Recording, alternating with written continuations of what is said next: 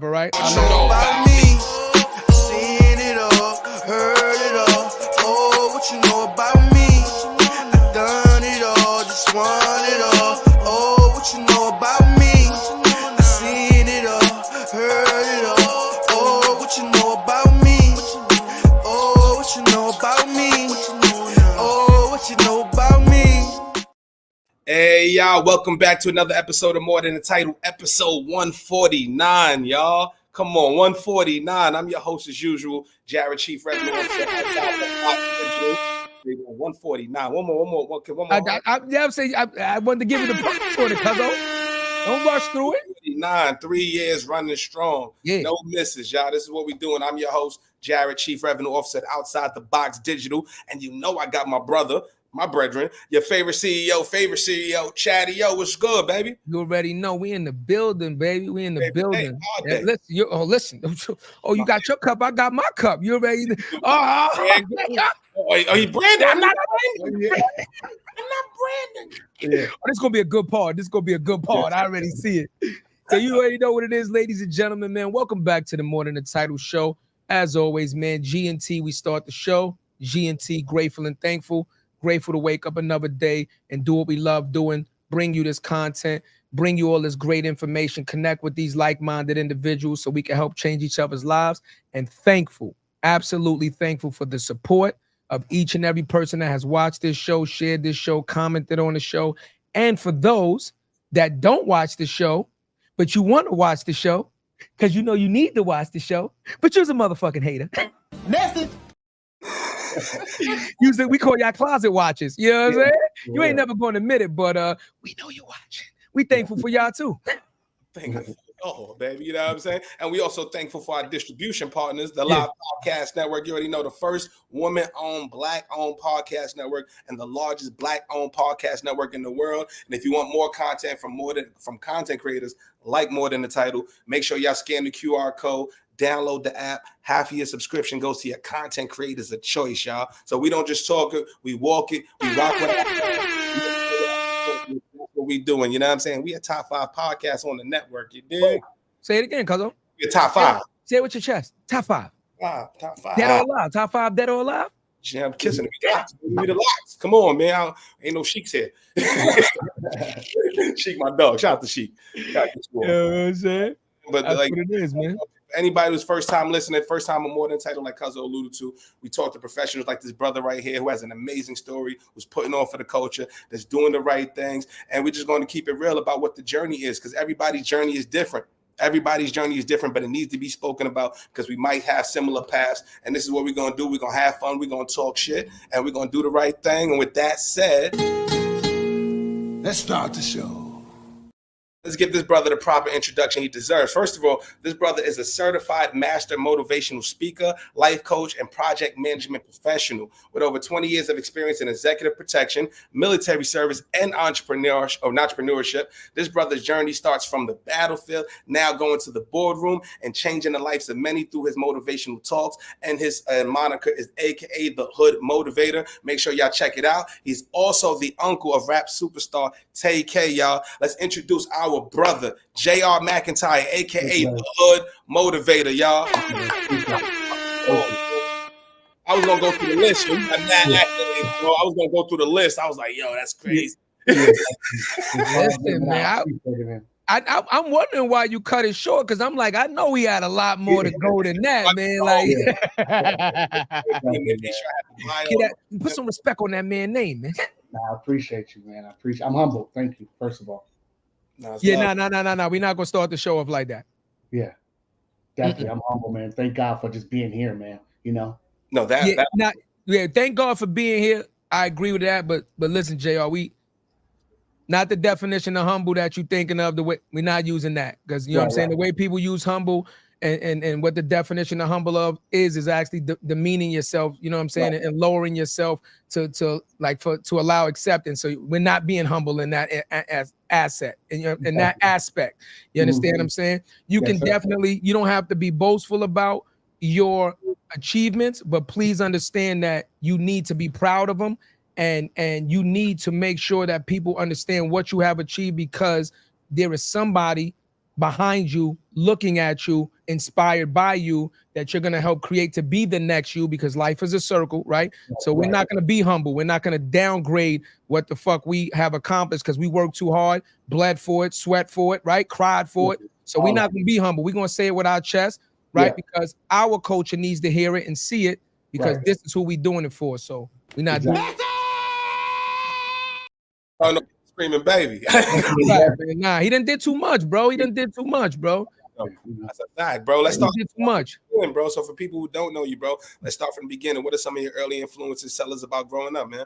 I mean, I grew up in Long Beach, California. You know, actually, we was first living off 101st and Avalon in California, and then my dad saw fit for us to move school districts to Long Beach Unified School Districts, but he didn't know that the gangs was just as much as turned up as LA was.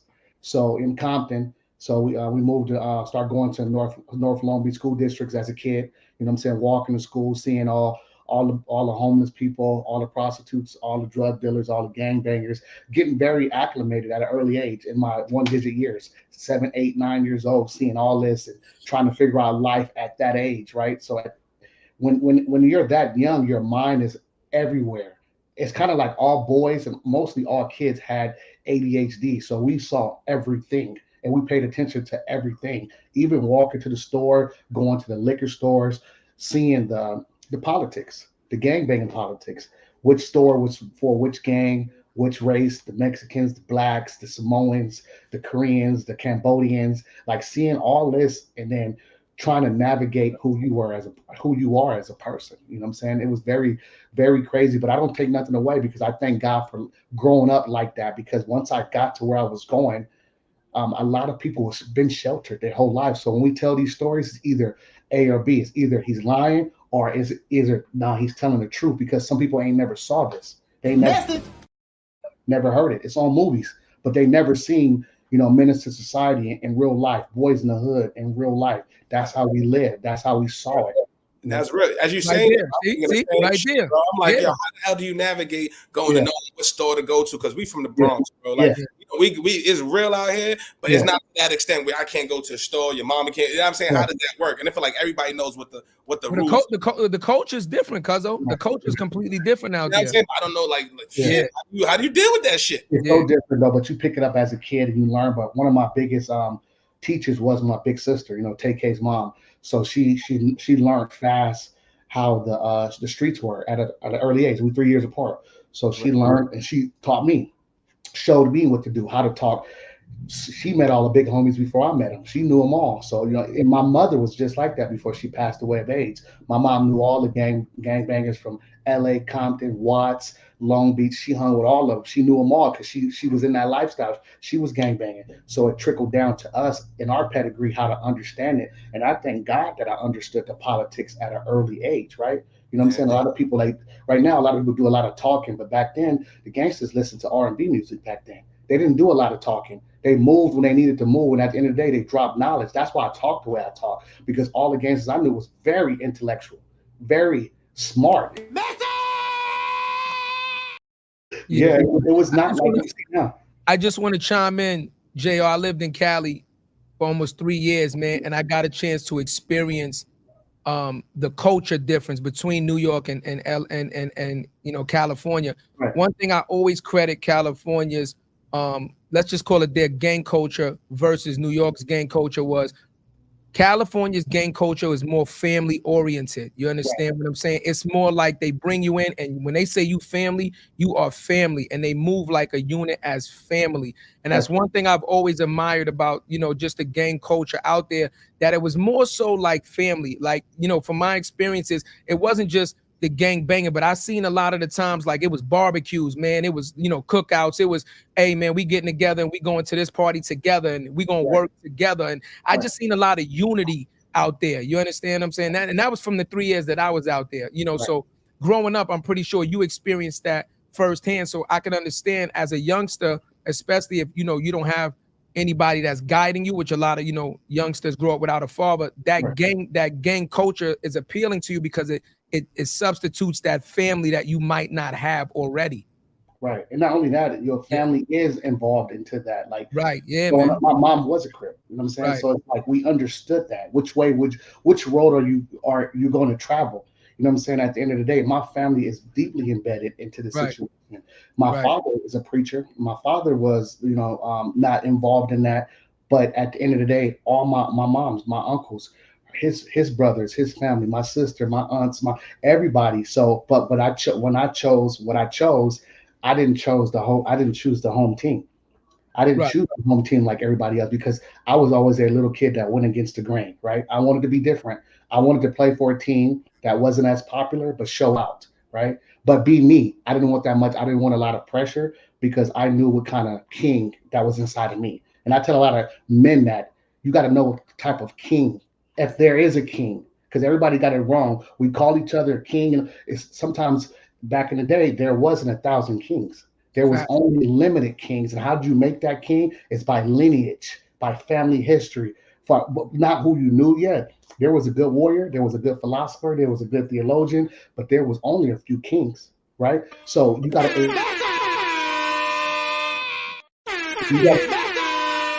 was real. That was You did real. the double on that. right? Yeah. You got to ignite who you are, right? Everybody has a position to play, right?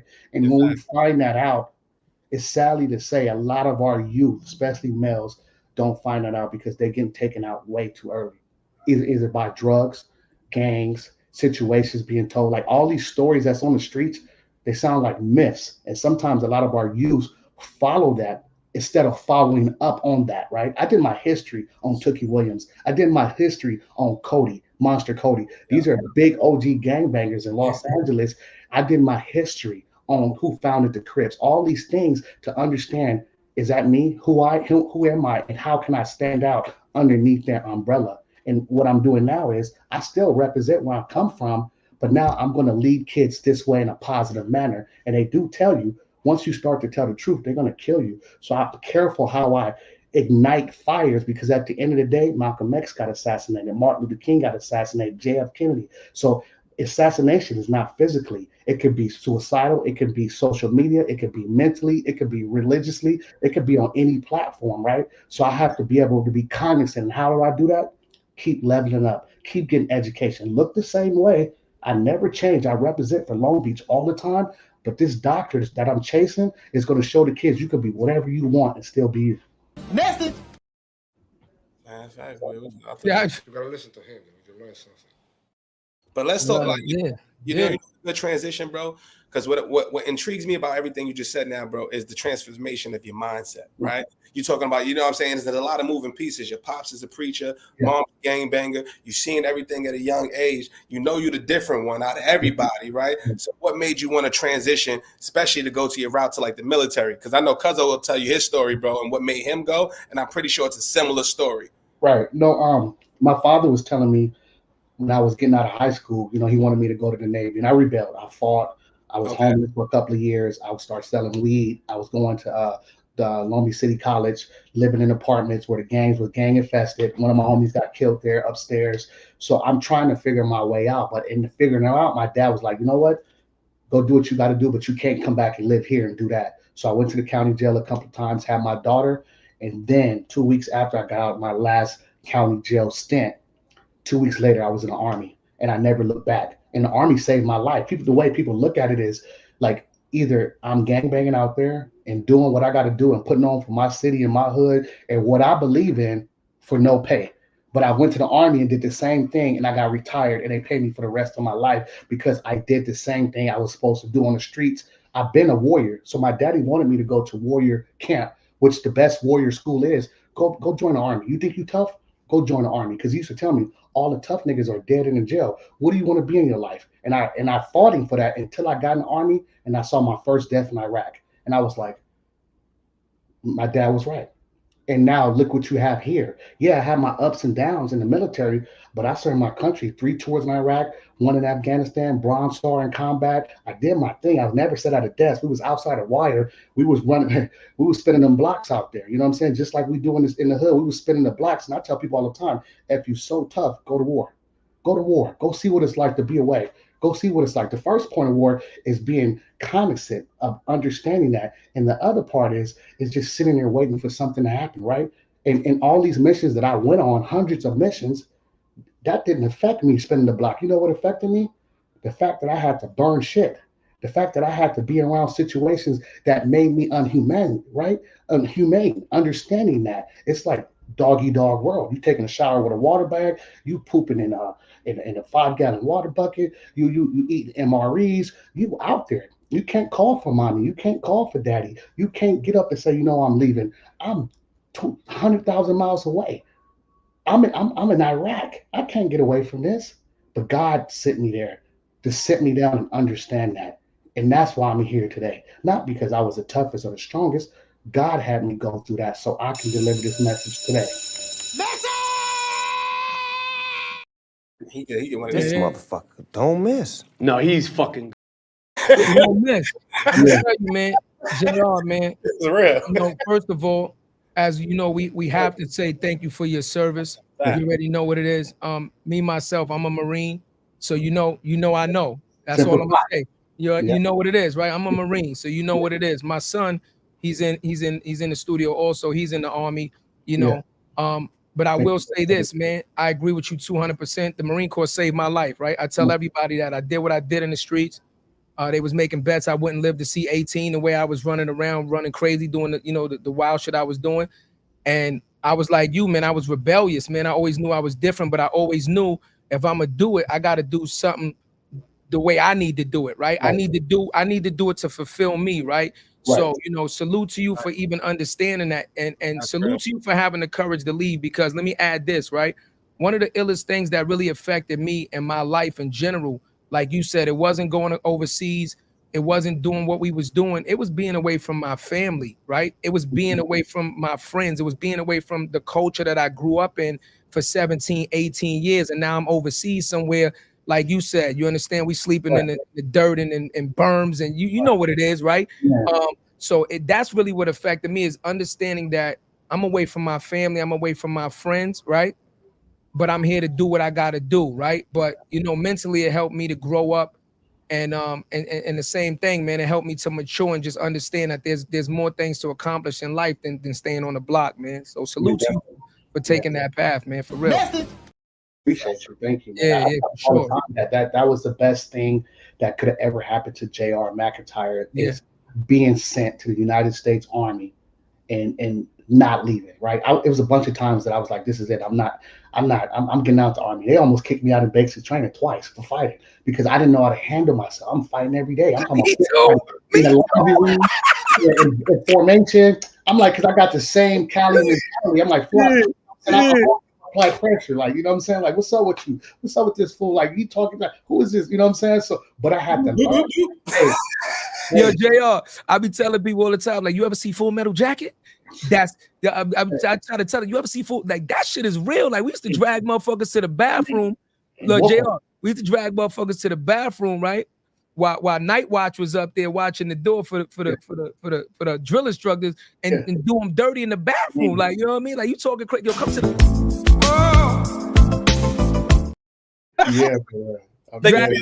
Thank you for your service, but do them dirty in the bathroom. I just didn't like the emphasis. Yeah, for real. I love dirty. Service, bro. That's a fact. Yeah, but man. we learned a lot, though. We learned a lot. I learned, like, my drill sergeant told me on the last day, he was like, after the last fight, he was like, we about to kick you out of here. You don't deserve to be in our United States Army. And I had to learn the hard way. And I cried and said, God, just keep me. I don't want to go back home. Because when I go back home, they still doing the same thing. And guess what? Every year, I thought people would change. 15 years later, people still at the same barbershop hanging out, still doing the same stuff. We just got older. So I did something with my life. And when I go home, the only thing that changed is our age with them. And we're still coming home thinking that they're not. They living their life. Everybody living their life. They don't care. I lost so many guys. They don't care. They don't care. Facts. Yeah. Facts, bro. That was shit. But how many years were you in the service, bro? And like, what are some crazy stories, bro? It's like going in, just put me, I want to get in the mindset, bro. You go in, you gotta get out the streets, bro. does basic training look like? How do you prepare yourself mentally to stay in there? Like, what are some ill situations that helped you overcome that? Kind of like basic training was, I just left the county jail. So basic training was like the county jail, day zero. It was a bunch of men there sleeping on the bunks, waiting to get into their day one of initial boot camp, right? So we got ranked out that first 3 days. So guess what? There's nobody going to day one because it's ranked out. So guess what we're doing? 300 or 400 male troops. We're fighting each other. We eating and fighting each other. I'm talking about fighting like it's just the Thunderdome. So, and then what happened was we had somebody that was smarter than us that was like 40, 50 years old. He was an old white man, and he started putting together little competitions. All right, you guys like to fight, so we're going to do slap box competition, one over here. We're going to do it. And it was like several contests that whole night, and I made it to the championship round, but I had to fight a lefty that was like 6'2", and he gave my props, but I gave him a run for his money, you know what I'm saying? But at the end of the day, it was just a Thunderdome, and we had to make do what we had to, you know what I'm saying, what we had going on for our first couple of days of basic training, because they scared the hell out of us. They took us in a cattle car. They screamed and yelled, drill sergeants on you. You don't know what's going on. You about to have a heart attack. I seen people that never been through nothing pass out. It's like, damn, like, because they never seen nothing like this. So I thank God Long Beach raised me the way I needed to be raised, because when I got to the Army, that didn't faze me. Being alone fazed me. Missing people fazed me. And then after I got out of basic training and I did what I had to do, and they sent me to Germany, I lived in Germany for 2-3 years. But that first year or two, guess what we did? We went straight to Iraq. So I didn't have no time. We partied, and then we went to Iraq to fight for our country. So I lost everybody I partied with. I lost about 17 guys that tour. So when I came back, I was a different type of a man. It was like I grew up overnight. I left at 140 pounds. I come back 180. I lift, I work out, I fight. And I'm not talking about fist fight. We outside the wire running the missions, doing what we have to do. You know what I'm saying? Like, if you go through my Instagram, you'll see the picture. My pictures ain't pictures standing by a cul-de-sac or standing by a bathroom. Like, no, this is, we out there. We in the field doing what we have to do, applying pressure. You know what I'm saying? So I had to learn the hard way. And then I became a leader in the military. So now I got troops that depend on me. So, Sergeant McIntyre, what do you do now? You're going to let your emotions dictate for you to make this one reaction? And if I make the slightest reaction, I lose one troop. You think I want to go back home and tell his mom he died because of me? You know how many letters I had to write? Not because of me, but I was there senior enlisted. That hurts.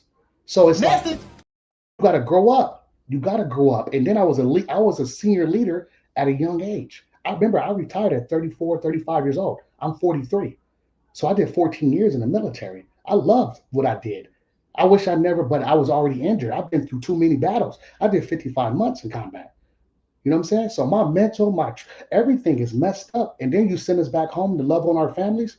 We got to, like, every time my kids, I had to introduce myself to my daughter every time I came back. And then I had my son. And then one deployment, I was gone for 15 months. When I got back, that joker didn't know me. He didn't know me. You know what I'm saying? His mama Mexican. He didn't know me. He was like, who is this guy? You know what I'm saying? So I had to introduce me to him, and our relationship was different. So I had to understand all that while being young and dealing with that and not being married, but trying to come home and recover who Jayr is. But every time I think I'm recovered, guess what? They send us right back out there. Yeah, it's tough, Jayr. It's extremely tough. You know, I tell a lot of people, it's your mental fortitude that helps you get through. The physical you can endure as long as you don't quit. You can endure. It's the mental fortitude that separates, you know, the ones that break from the ones that don't break. You understand what I'm saying? Like, I remember when we was in training, one thing that they did just to see right before, you know, we finished and we end up, you know, going overseas, was we was in this big auditorium, you know, because you take your classes as well as you do your training, right? You have to learn your classes and learn about the military and learn, you know, things of that nature. So we all sitting down, it's maybe, you know, 500 of us in the auditorium, and, you know, everybody's sitting there, parade, you know, sitting down, you know, you don't move, you don't talk, you don't do nothing. And the drill instructors just start running in like in a panic, right? So everybody looking at each other like, what's going on, right? This is right around the time, you know, Iraq and everything's about to jump off. Yeah. So they start talking to each other. Then the guy gets on the mic, one of the drill instructors, and go, listen, We're going to fast track your training. I know y'all got 2 weeks left. We're going to finish off in a week. Y'all going to graduate, and then y'all going overseas, right? This is what we want y'all to do right now, right? Anybody that needs to talk to a corpsman or anybody that, you know what I'm saying, go to the left side. Everybody else go to the right. And they mentally seen who was going to separate themselves right off the back. And that was a ploy just to see like who was weak and who, like, motherfuckers start crying, and you seen people break right there in that moment, right? And it was just a mental test to see what you, because again, like Cuzzo, like I tell everybody, right? If you listen, understanding two things. Yes, the military has jobs where you are not on the front line. There are military doctors, doctors, lawyers, police officers, etc., right? Where you never go to the front line. But there are certain jobs, and Jayr, I don't know what your job was, but my job was a combat engineer. I'm attached to the grunts all the time and stuff. We going in first. But when you hear about it on the news, I was there 3 weeks already. You understand? We going in first. That's so, us, right, you understand? So you knew what you were signing up for when you signed up for it, right? And it's always a possibility that a conflict will break out because the United States is a war-based economy. Every 10 years, there's a conflict. It's a war-based economy. So you should already know that this is a possibility that you might have to see a conflict or go to a place that is, you know, considered extreme dangerous, right? But it just went to show you like who broke immediately, right? And like Jayr said, cuz I'm telling you right now, there's a lot of people that started in boot. Like he said, when we first started out, before you get to your company, those first 2-3 days when everybody's in the hut and they just cut your hair and it's a free for all. And a lot of people didn't make it. I'm telling you, a lot of people.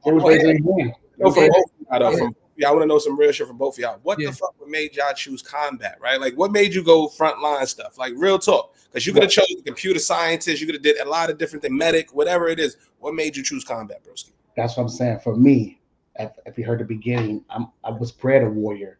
I was sent to warrior school. So I'm going to go get all this warrior training. Because if you notice back in the day, the men, the first initial manhood, right, was 13, 14, 15 years old. They send them little boys out in the wild by themselves to go hunt. Yeah. Right? We got away from that, right? I don't want to preach to you, but that's the true essence of a man, understanding protection. When you understand protection and that life umbrella protection, it's not only violence. The best protection is de-escalation, right? That enable to get in an atmosphere where you could take somebody off their rocker by just talking to them, knowing that you can infuse a situation, right? But being trained and skillful, know that you could tear this whole motherfucking room up. You feel me? Like that's what that did for me. And then not only the Army tested me when I got out and I started doing jujitsu, martial arts, Krav Maga, understanding my disciplines and being the man I need to be for me, myself, my family, my kids, my sister, anybody. At the end of the day, I'm not the tallest in the room, but I'm also the smartest, right? And I understand a lot, and I understand the analysis of every situation to break it down. So that's what combat did for me. And I was a forward observer. I dropped bombs, JFO, contact. I did CDE, collateral damage estimation, target administration. So not only I was kicking indoors, I was dropping bombs and dropping one JDAM in one room, taking out that one room and that one person, right? So you got to be smart. You understand. It's not just shooting. You got to be smart. You got to understand. It's not just sporadic fire. It's sniper fire. Understanding who you are as a gentleman, right? Doing these type of jobs, working with all these specialized units, doing you and understanding, because your brain is a computer. It's a fact. Yeah, that's a fact, man. You know, listen, Jayr, like I said, me and you more common than, you know what I mean? We got a lot of similarities. For me, it's just real simple, man. Like, my personality doesn't allow me to do shit half-ass. You understand what I'm saying? So when I was looking at the military, you know, I'm like, if I'm going to military, I'm going to the hardest. You know, I'm going to the toughest, most, you know, I needed that, right? To break how wild I was, to break the program and how severely I was programmed in the wrong direction. I knew that if I'm doing it all the way. And that there is no negotiating. This is what I want to do, and let's get it done, right? And so that's what it was for me. Same thing, man. I went in like, listen, don't put me in no tank. I'm not driving no fucking tank. Like, you know what I'm saying? Yeah. I want to, what does this? What puts me out there? What, you know, how do I do this? And they're like, well, you could do this, this, or that. Well, give me this and let's get it done, right? Because I needed that. It's about knowing who you are as a person, acknowledging your strengths, but also acknowledging your weaknesses, right? Because you're not just built on just strength, you're built on strength and weaknesses, right? So that's what it was for me, plain and simple, right? And I don't know if this is true for you, Jayr, but for me, when I went in, right, you know, when you go overseas, I don't know if the Army does this, but because from my mother, I was her only son with my name, I actually had to sign a waiver, right? I actually had to sign a waiver, right? Because if I would have got killed overseas, then my lineage dies off, right? So I actually had to sign. That was another way when they ran in, they wanted who gonna sign a waiver, who don't sign a waiver. That was another way when they ran in to the auditorium, they wanted to see who was gonna sign that waiver. And I was one of the first in line, like, man, sign me up, man. I didn't come this far to chicken out when it's time to get busy. If we're gonna get busy, let's get busy. Because I'm saying the same thing you saying, Jay. I'm from Forest Projects. I'm from the streets. What I'm gonna see that I ain't seen already? I don't have nothing to go back to. I ain't let's get So you know what I mean. So man. So I signed a waiver, Jayr, and I'm like, yo, let's go. Because if it's meant to be, it's gonna be. Ain't nothing I'm gonna be able to do to stop it. But I'm gonna just go out there and be the best that I can, and hoping I make it back. You know what I mean? That's it. Yeah. Real shit. You said some real. You also said some real shit too, bro. About when you came back home, establishing a relationship with the family, bro. So when you came home, bro, like how did you deal with the traumas, and how did you really repair the relationship with the family, bro? I didn't deal with it, and I put it aside, right? And I started to continue to move forward until it rose its head again. And that's the thing I talk about too to veterans is mental health. It's the dark days, and if you out there, we go through that severely. So I raised that's why I retired. I raised my hand and said, hey, something is wrong. And I didn't know what was going on because I had these psychotic situations going on in my head, because when I would come home, I would want to be in war. And when I was at war, I didn't want to leave, right? So this is not normal. Seeing lives being taking lives, going through all this stuff, and I'm eating it up and I'm not able. So once I started to understand that, I wanted to save a lot of Jayr. So I created an alter ego called Tactical Jayr. And I would only take him with me downrange because the innocent Jayr couldn't take that. Every time I got to inside of the country, because I went 3 times to Iraq, the very first day I would throw up profusely all over the place because my body was not like, it's still signs of something's going on from that first time. So I would get it out. But after I got it out, the demons, it was go time. People would tell me, like, you're not the same person. I know that because I had to turn him off, because the stuff that you see out there running these missions is not good stuff. It's not. So coming home and introducing myself to my family and my kids and all these other stuff, it's crazy. Yeah. You become a different person, cuzzo. You know what I mean? And I'm gonna tell you, Jayr, man, the person I was when I left, and the person I was, like you said, every time I came home, was just a completely different person. Right. And I ain't gonna lie, man, I lost not only a lot of friendships, but a lot of like my strongest relationships due to that. Because when you left and when you come back, you're completely different, and your progression is so far ahead now and in a different direction. Now when you come back home and you see that everybody they living their life, but you're not on the same page no more, it makes it almost impossible to still maintain those relationships. You try. You definitely try, right? You find out that they deteriorate very, very quickly, man. And it's mainly because as Black men, it's like taboo for us to go and seek help, right? When we are dealing with something, what we do, Jayr, we bottle it up, right? Because the military teaches us to do that, right? They not like I tell people all the time, like Marines do not teach you to do anything but kill. Let's be very clear and concise on this message. We're not trained to cuddle, talk to them. We are trained to kill. Right. That is it. And not only kill, but kill and keep going as long as we need to keep doing this thing. So if you come home with that type of mentality and that type of training, you have to be very careful on how you interact with people, right? You have to. Right, because some situations, like you said, Jayr, I gotta de-escalate because I'm like, bro, I will put you down. Mindset. I will put you down, right? Yeah. Jayr be like, I will put you down, and you don't even realize I won't even lose sleep over it. Right. Leave me alone. Right. And I tell people all the time, like it's a lot of people in the military, and a lot of people that, they persuade to tell stories about, what they did or who they are in the military, but you really can tell regardless of it. Warriors know warriors, right? You know what I'm saying? Like the game is a be sold, not told. You know what I'm saying? Yeah. So you understand. So I hear and I see, and I'm like, you really ain't about that, even in the streets, because if you were, you wouldn't be doing that, right? Right. Well, you know that. So when like you said, when we go through them situations and someone tries you, you give them that look. It's like, bro, I'm really praying for you in my head, because I pray that you don't continue down this road, because I'm about to get to that situation where they're gonna be praying for you for real. Yeah. And Yo, Jayr, I'm gonna keep it 100 with you, right? What's that? Jayr, I'm gonna keep it 100 with you. Even to this day, man, like, and I tell people, like, therapy is a lifelong thing, man. It's not something that you just get out your system. Even to this day, me and Cuz will be together sometimes, and he'll see the look on my face, and he'll read my body language. He'll be like, "We going there? We going there?" He know. I look at him and be like, "Stand down." Like, I'm gonna tell you one time, this ain't gonna end the way you think it's gonna end. Because when I go red, I promise you, this is not gonna end pride. Cuz will be looking at me like, "Cuzzo, are you sure?" We got Jayr coming to the show on Thursday. I had to catch this nigga mid-air on a Wednesday. Do you want to do this? You really want to do this, right? Right. Want to build an empire? It takes a lot of understanding how you are, like you said, as a black man, right? We get very undervalued, right? A lot of people that did specialized things in the military, that's for combat, there wasn't a lot of black guys. Right? So I was the token black dude that was in combat, that they knew that, all right, when it was time to ring them bells, Jayr is gonna be with the shits, right?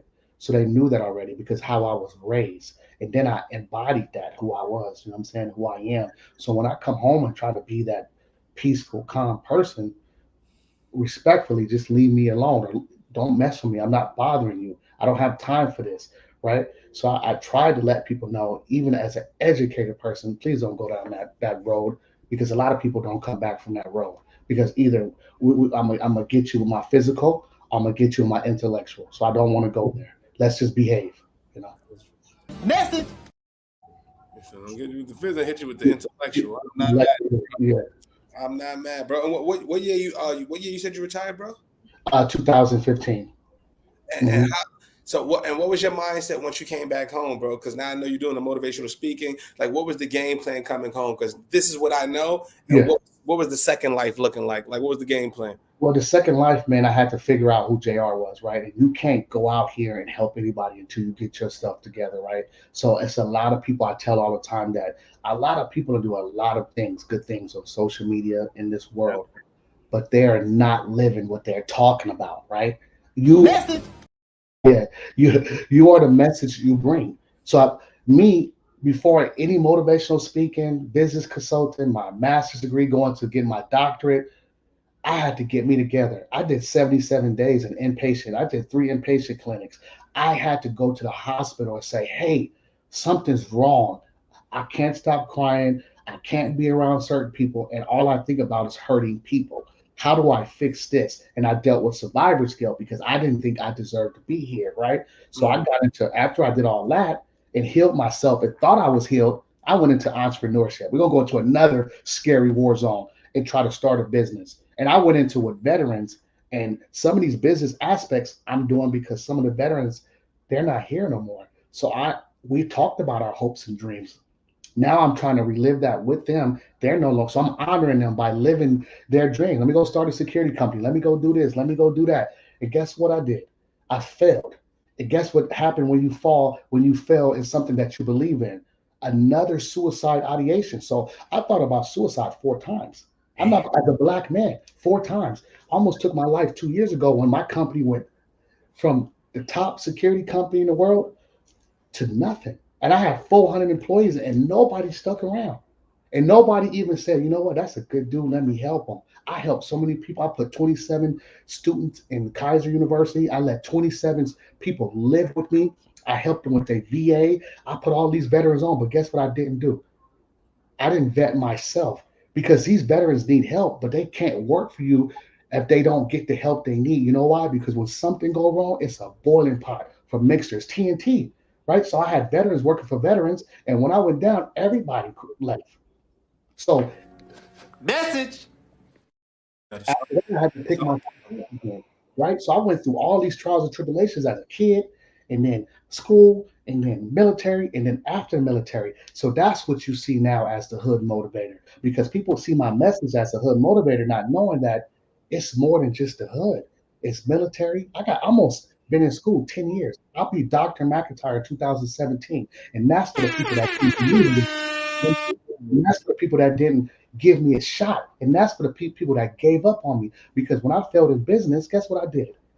I hid for a year, and then I went back and got my master's in business and said, you know what? In the hood, we know how to hustle, but we don't know the language of business, right? Everybody say they know business until you start asking ROIs and KPIs and all these stuff and that they don't know. You just know how to make money, and that's good. But a very wise man told me there's a difference between a hustler and an entrepreneur and a businessman, right? I'm a businessman, but guess what I do now? I consult with other businesses to help them when it gets dark.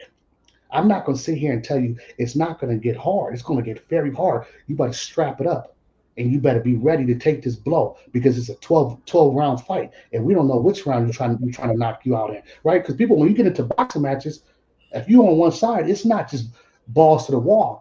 I've been in camps where they tell me, hey, we're going to knock this guy in the 5th round. Oh, no, we're going to knock him out in 8. Oh, no, we're going to take him deep waters to the 12th. Oh, we're going to get him out in the 1st round because we don't have time to play around. You got to have a skill set. You got to have a plan, and that's what you got to have. And a lot of people jump into business and don't have one plan but to make money or win a championship. But in between that, you got to get your ass kicked. Message. I said, yo, you I feel like I'm looking in the mirror, B. I'm not even holding you, bro. Let's, bro. You know where I'm gonna put the card on right quick. Woo, we gonna get the shit now. To the shits. You know what I'm saying? Because let's talk to the business shit, bro. This is where I get excited, bro. This is the shit. That's what I'm saying. You went from the top security company, right? You said you went from zero, bro. How did that happen? What was one of the biggest business lessons you learned from that? Like, how does that happen? Trust, right? So when you create such a big platform for people to work at, it's cool to be the CEO for 4 employees. But when you get 400, you're going to have to bring somebody else to do your job, a whole team, a president, a vice president, HR, books, all these things, right? So when you pay people to do a job, I love this cup. This is mine. But if I give it to you, you got multiple cups. So you might not prioritize the security company, the Hood Motivator, right? Nobody can protect you like you can protect you. So I didn't make more leaders like myself. I paid people to do a job that they didn't do a job right. And when I came back from getting my bachelor's, my company was sinking and I had to fix it. But God told me this. He said, I told you, leave that alone. You went a long way. You accomplished so much as a black man in the security industry, but you went the wrong way. So you ready to listen? God knocked me off my high horse, took my castle away from me, crumbled me in front of everybody, taught me a lesson, and now that's why you see the Hood Motivator, a motivational speaker, a licensed life coach, a business consultant. I got my master's. Come on, I'm working on my doctorate. I would be Dr. McIntyre. I'm so happy because I don't know a nigga that look like me. Right? It is, man. Yo, I'm telling you, Cuzzo, it's like, I love it. Jayr, man, I gotta give you your kudos, man. But I promise you, it's like I honestly feel like I'm just talking, like hear you talking, I'm like talking to myself, man, because I followed the same exact path, man. When I came home, same thing. I did construction and things of that nature, but I knew I wanted to be a businessman. After I opened up a couple of businesses, I took my ass to school. Right. I took my ass to school and got my degree in business. You understand what I'm saying? And then I end up switching. I was supposed to get my MBA from Baruch. I got accepted because I had like a 3.9 GPA. And then that's another thing. Like when we do something, we do it all the way, right? I don't have a 2 point something. You understand? I'm graduating with honors and you understand cum laude and the whole thing. Because if you're going to do it, you got to do it all the way, man. So, like I commend you, man. The only reason I didn't finish my MBA is because of COVID. You know what I'm saying? COVID kind of hit me hard. It shut the schools down and things of that nature. I'm only like a year short or something like that, a year and a half short. Actually finishing mine also, man. We getting MBA right now. We getting real time experience. I know this is what it is, though. This is the MBA, and I tell people, you don't have like I tell kids and the kids that are watching, pay attention. Like, you don't have to be the smartest in the room. Just be consistent. And I'm not sitting up here promoting Western education, but Right. I am promoting making use of your time wisely. Yeah. Whatever you do, time, no matter what, guess what? And I tell people all the time, kids, are y'all listening? Time is the biggest snitch. Not your homie, not your cousin. Time will tell on you. A year go by, 10 years go by, you still doing the same thing. Time just told on you. Your peers, your cousins, your daughter, people will slip around and their kids them pass them up.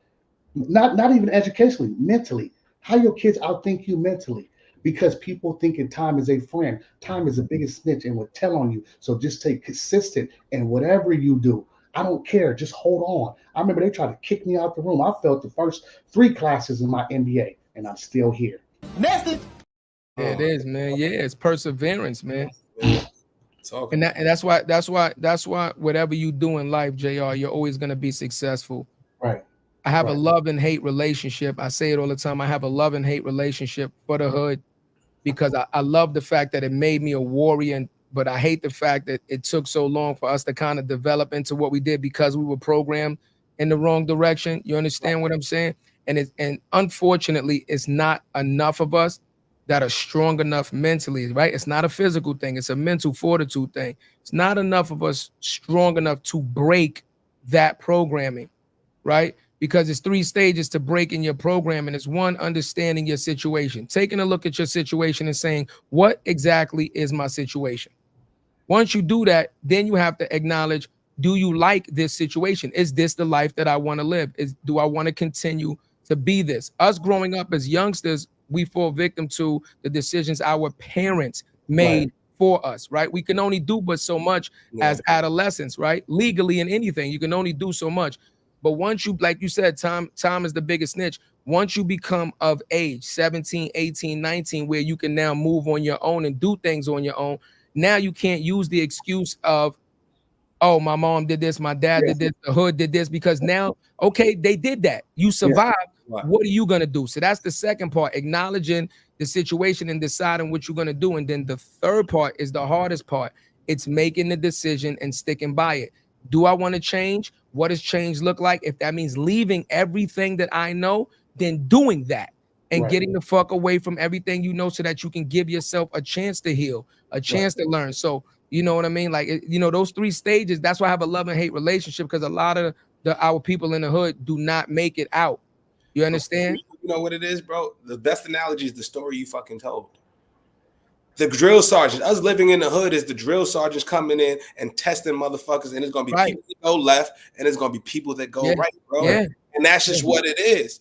Everybody's not gonna go based on them circumstances, based on the experience, based on the you know, like I said, the support system they have, the family structure, all that shit plays a part, bro.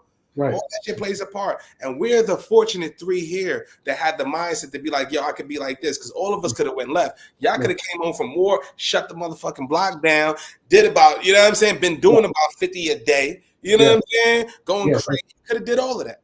Definitely. Could have did all of that, bro. That's the easy path. But to not do that is what, a 1%, 2%, 3%?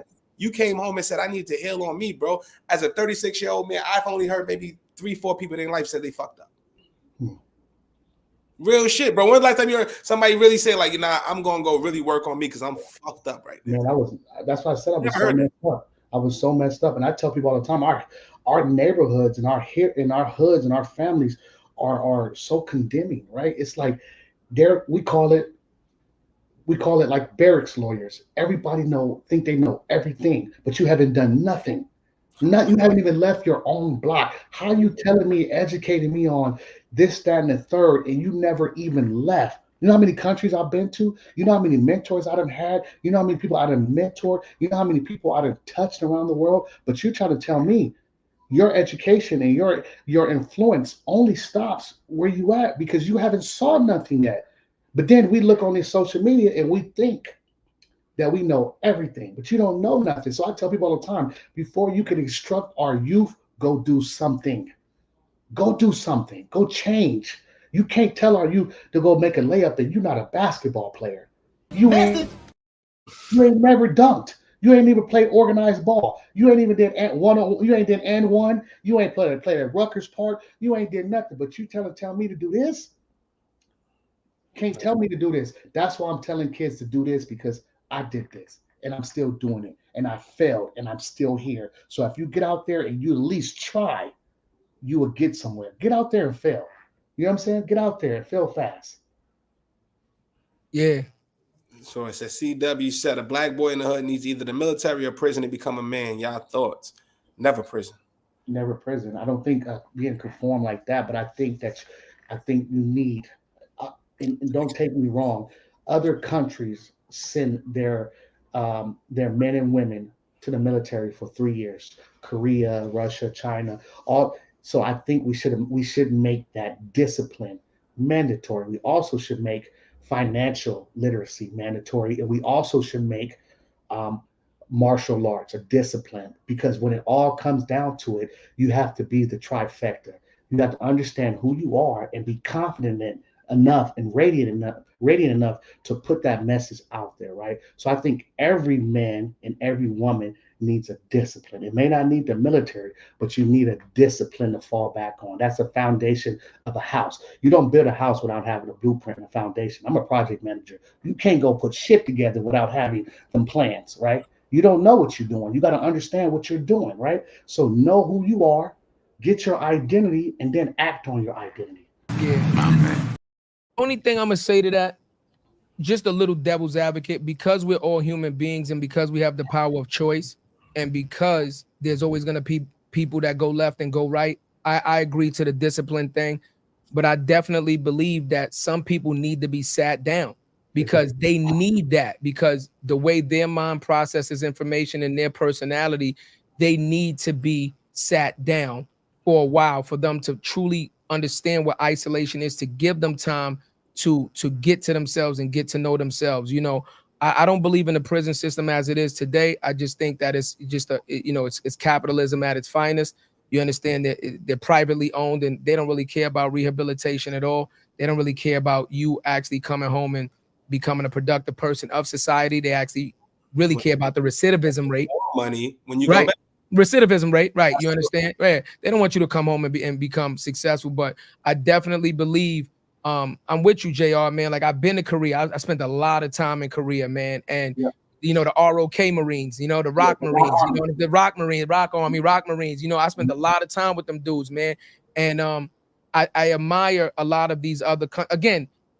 Because I've been to so many countries, because I've been to so many different cultures, I admire what they accomplish by giving their people discipline. If you look at the Asian culture, you know, just in general, man, the way that they take their education so seriously, right? And anything that they do, the dedication that they give to it, it's no wonder that they excel so much at a higher rate, right? Consistently all around the board, man. It's that discipline, right? So I agree with you, man. We need to do something better other than just the system that we have in place, because that system was put in place hundreds of years ago and years ago, and it's not working today.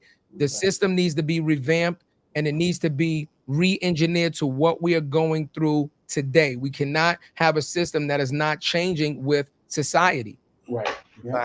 I mean, unfortunately, you know, the jail, after getting out of county jail, I went into the Army, and I think that's what that guy was hitting on. I didn't want that to happen, but it happened. But I'm here now, right? So some people get into the jail system and they get institutionalized and they stay there and they can't stop going back. It changed me that first couple of times to say, you know what? I'm not as tough as I am. I'm gonna do something else. You know what I'm saying? And when I did something else, I found out I am tough. I'm mentally tough. I'm spiritually tough.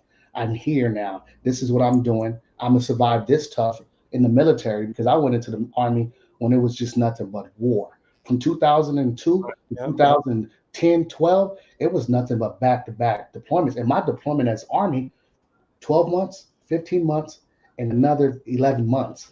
That was my tour. So I wasn't gone for a window. I was gone for a year. Then the second time I was gone for a year and 3 months. Do you think I knew myself when I got back? I didn't know who I was. I'm just like, I'm in my my barracks in Iraq, and I'm writing on the walls how many days we got left, like I'm in jail. How many meals I got left? But we would add our time up by how many paychecks. So it's 2 paychecks a month, 2 or 3. So we would go, I got 6 paychecks left. Oh shit, okay. You know what I'm saying? You got 3 months left. So you know already, because it's just a rotation.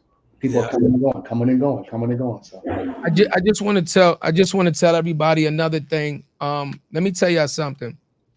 One of the most important things for anybody that has family members that are in the United States service or any type of military service that are out and abroad, the most important thing that you can do is stay in touch with them.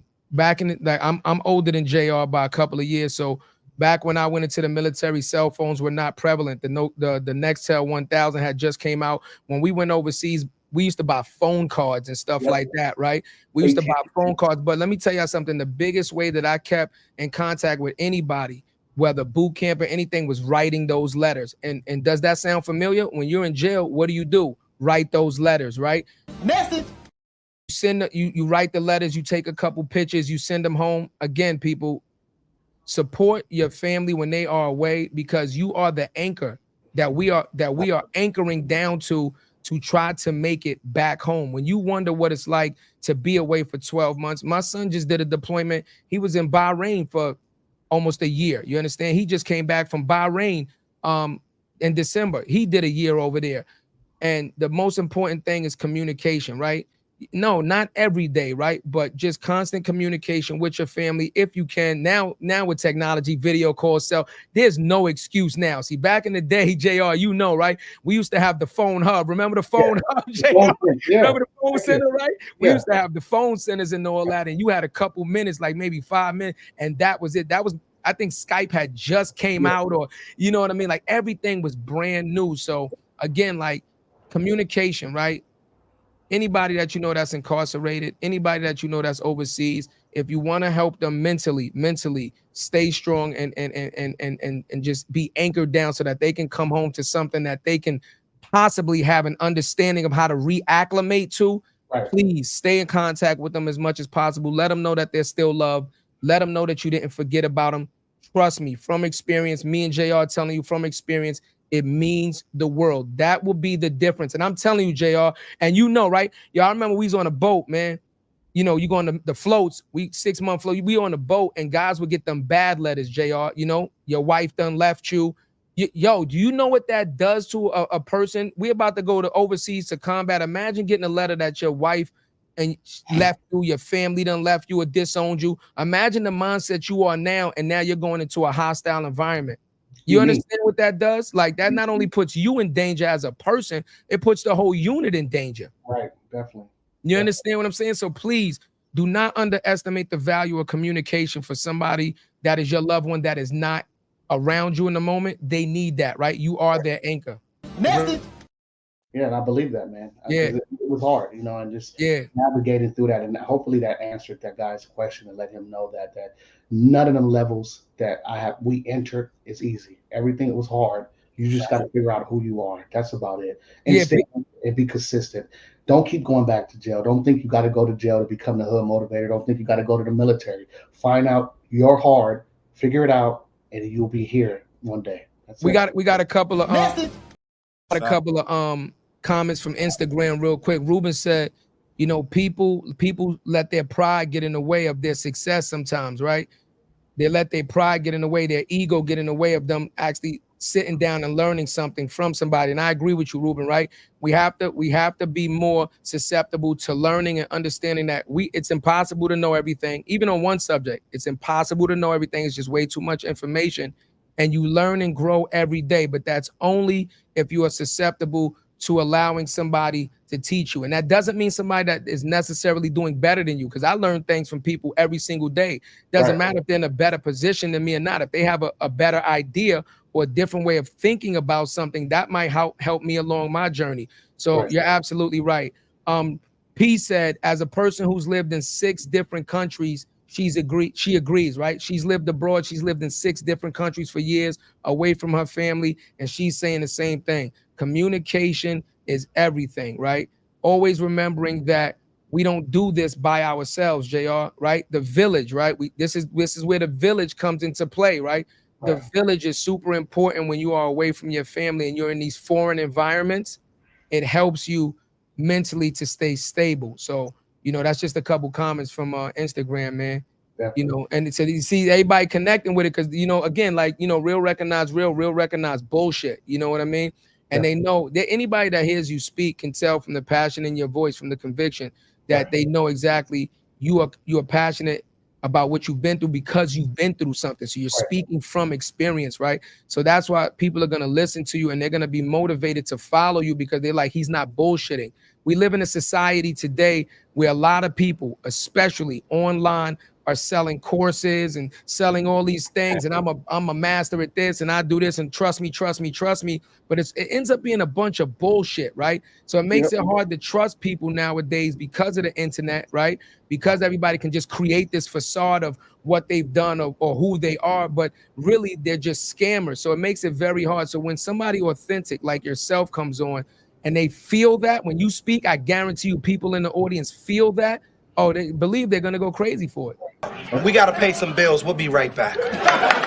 If you don't want no bullshit, you can get all them other courses. Make sure y'all go to first of all, otbdigital.com. Get your how to build a relationships and revenue course. Figure out how we get brothers like Jayr on the show, how we've been able to go on LinkedIn, build our brand and generate revenue for our business, and how to really drive this thing for this podcast and become a charting podcast and business in Apple in less than a year, y'all. So we got all that in there, all real. You know it's authentic. You know it's straight real. We got the hoodies, the beanies, the hats, the cups, the mugs, and with that said, we back, baby.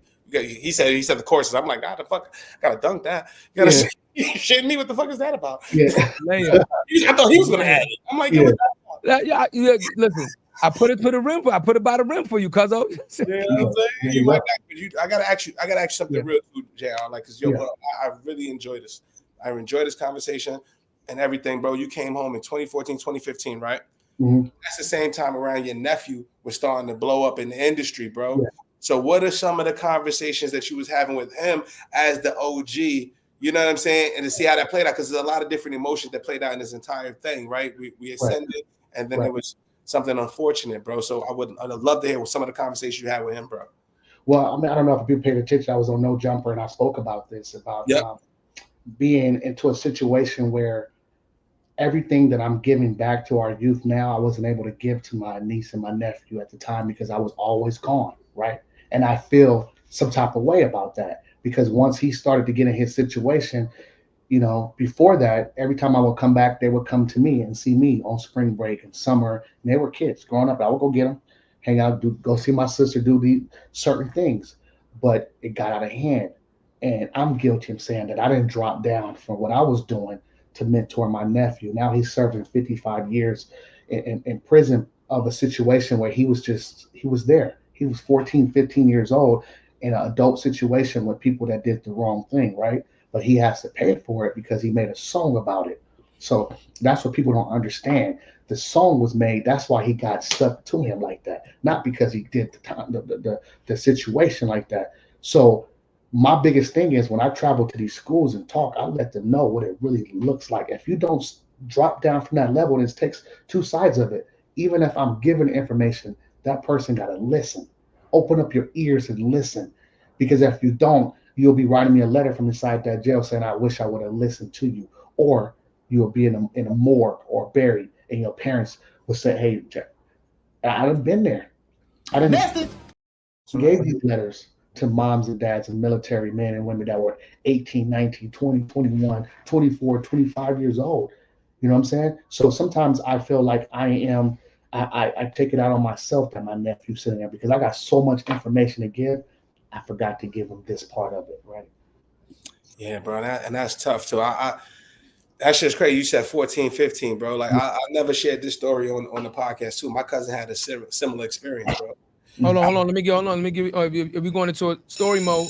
Nah. This is real shit, bro. Because like I've never needed or felt like I had to say the story until now, bro. But like, yo, shout out to Lil Joe. I love you, man. We 13 years old, man. He comes up to New York. I'm big cousin. I'm a big cousin by a year. I bring him to New York, bro. It blows his motherfucking mind. He's from Petersburg, Virginia, bro. You know what I mean? Van Dorn. We out there for deep. You know what I'm saying? He comes up to New York. I get him girls. We sitting on the movies. We on the block playing basketball. It's to the point where he's asking, my uncle, can he move with us?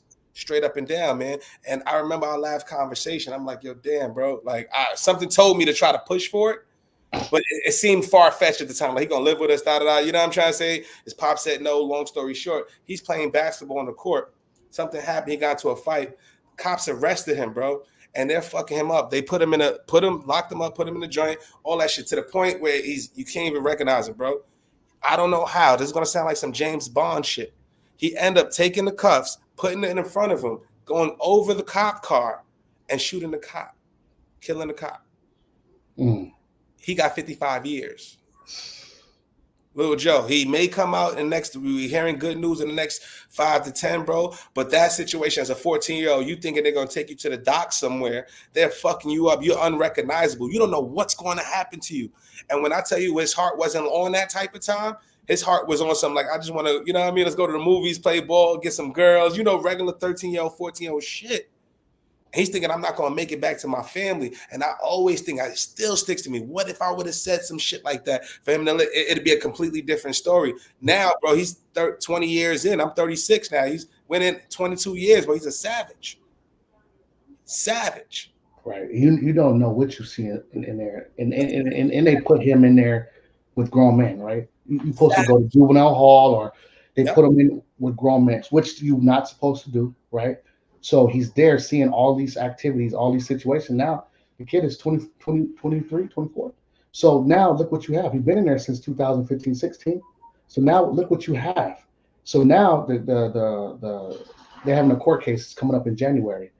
Me and my sister, everybody's praying that it looks like it's going to go to the right, because they did a lot of things false. And I'm happy because I did a lot of prayer. I'm not saying my nephew's innocent, but at the end of the day, hanging around the wrong crowd, this is what it gets you. But he don't deserve 55 years. Hell no. He don't deserve that. The killer got 20. So the guy who made the song get 55.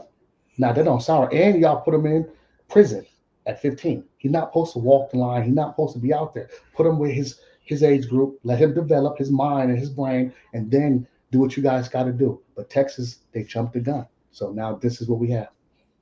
Oh, I just want to say this to the both of y'all.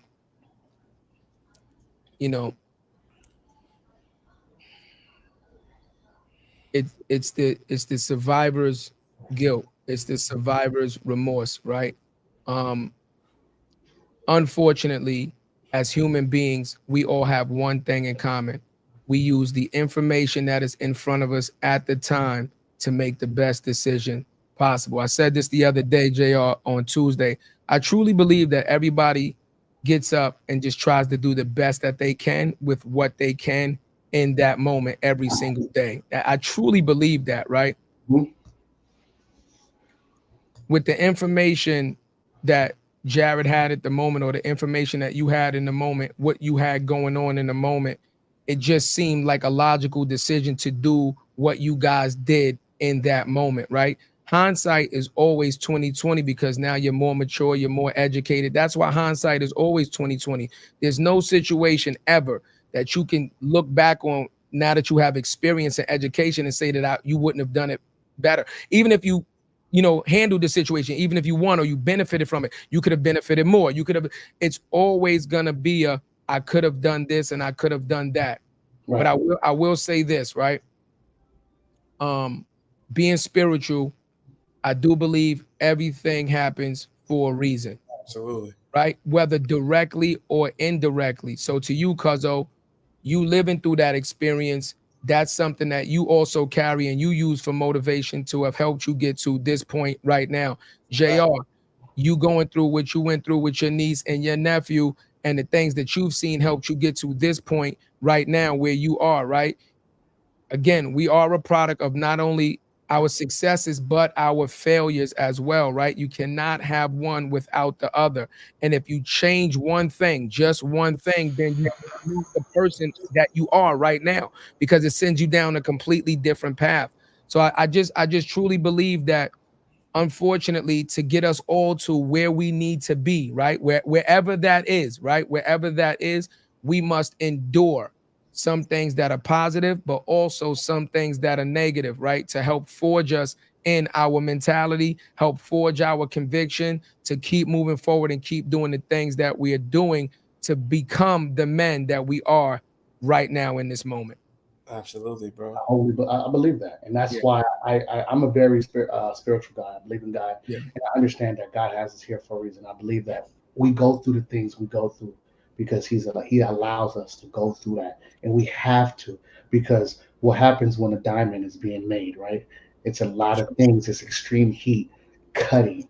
It's a lot of pressure. It's everything. So I believe that that's what I am now. I had to see my own flesh and blood, my sister's child, go through some of that extreme situation, so I can talk about it. So I can, because he calls me, we talk about books like this. TK is he's so smart. He started off doing his own music when he was 12, so I knew already what kind of nephew I had. He read over 1,000 books already inside of there. He knows exactly the type of man, and he's remorseful of being with the wrong people. So I tell people all the time, and I have these dreams. If he gets out, it's a wrap for the hip hop industry, because he done saw the backwards play of that. And now he's about to come out, and he's the leader of that school, that new school. And if he was out, he would be like an NBA young boy, a young Dirt. He would be at the top. I believe he'd be because that was his class. So I know when he come out, it's game time. And what happened is his mom is healthy now. I'm ready. His whole family's ready to handle that. We wasn't ready back then. We wasn't ready. When he gets out, his uncle's a doctor. Right? When he gets out, his uncle's a doctor. When he gets out, his mom has her degree. His mom is healthy. She's ready. People don't know the stuff she went through. So I believe that God all put us in that position for a reason now. So when he gets out, he has a hell of a strong team that bears the same last name, and we ain't gonna let nothing happen to none of us. Oh, we both the same. Jayr, let me tell you, right? Shit, bro. I believe this wholeheartedly, man. Sometimes to be a leader, like I believe I was a natural born leader, but I believe that to be a phenomenal leader, you also have to be an exceptional follower, right? You have to understand when it's your time to lead and when it's your time to play a support role. Right. Unfortunately, we're not looking at it in the moment, but the things that we've gone through with our family members, and we all have family members, right, that we wish we could have helped. Their role of them going through what they needed to do was in support of us to get us to where we needed to be. So now when we give back, we can now support them in a different magnitude, and then ensure that the system is in place for success properly, right? Because a lot of times if you're given success and you're not ready for it, you don't have the foundation, right? You don't have the foundation for it. Yes, you might experience success short term, but it's going to crumble because you have nothing to hold you to be grounded to, right? So sometimes we have to go through these things to build this foundation, right? To solidify the foundation. So now that when we build after the fact, now it's it can't be torn down. Now this shit is titanium now. You know what I mean? So I believe in that, man. And that's why we all here. And that's why I do what I do. And that's why I go so hard on it. I don't need to tell them negative stories online or who the hardest or what rap song or debate with men and women in politics. I'm going to speak the positive, because it don't look like it should be coming from a person like me. And I don't care if it takes me longer, because my stuff is authentic. So when you do discover who I am, you got hours and days and years of literature that you could fact check and be like, you know what? He's been talking like that. This ain't no